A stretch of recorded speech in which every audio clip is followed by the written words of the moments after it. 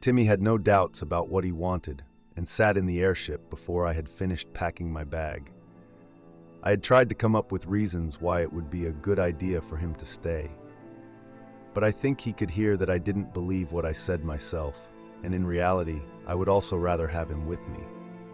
He had otherwise been good at learning how to survive and how to use agriculture to help with food, and so on. He was actually becoming a reasonably good cook.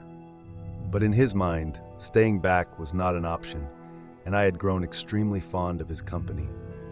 He was almost like a son to me, and even though I knew I wasn't his father, it still felt that way. Let's face it, no one wants to leave their children behind, so maybe it was best that he came along to Noxdonia. So we started the engine and began the long journey to the portal.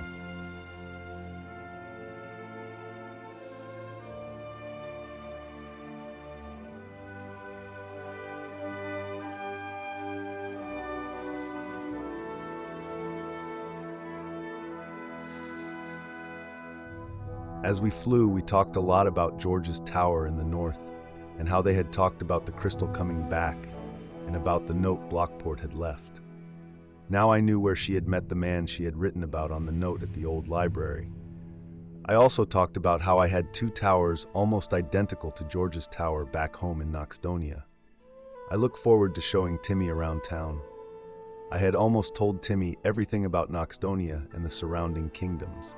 About how I started in a cold world where you fell through the snow and I almost froze to death.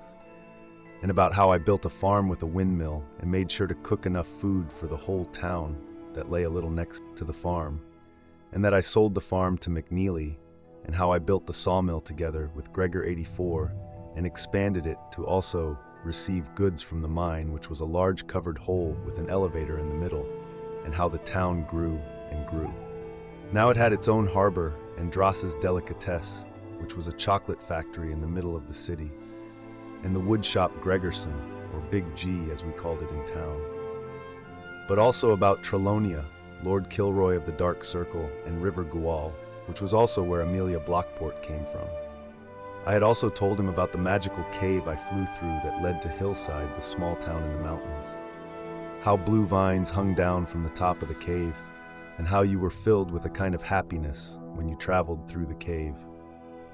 I was sure that was why the town of Hillside was so positive, and maybe that was what was missing in that village next to Blockport's house.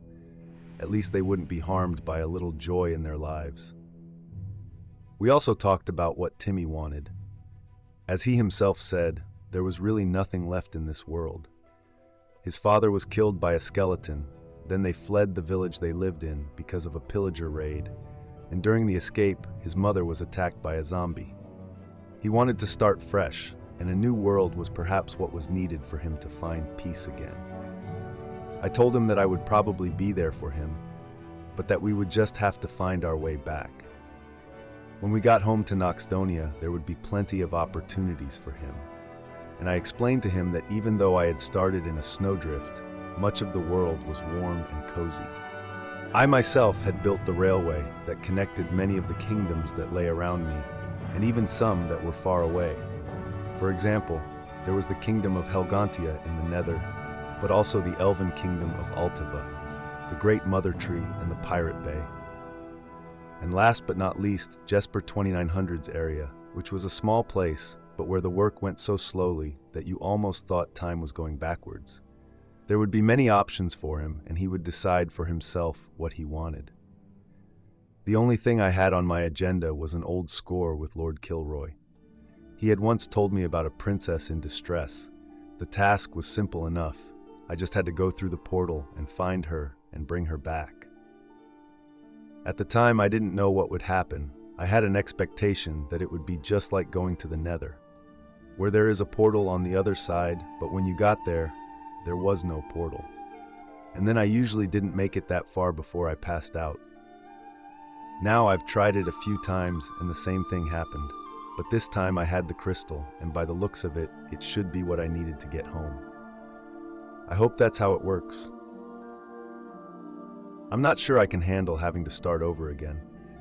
I had had enough adventures for a while and I wasn't sure I could take any more. And what about Timmy? If we didn't get back to Noxdonia, then I wouldn't have the same opportunities to help him. We just needed to gather our things and get going. I could feel the nervousness in my body. Now we had reached the portal and I had activated it. Timmy went and looked at some of the books, and I asked him one last time if he wanted to stay. He shook his head and said with a smug smile, "Do you think you're the only one who wants to have fun?" Then we went to the portal. I took Timmy by the hand and jumped.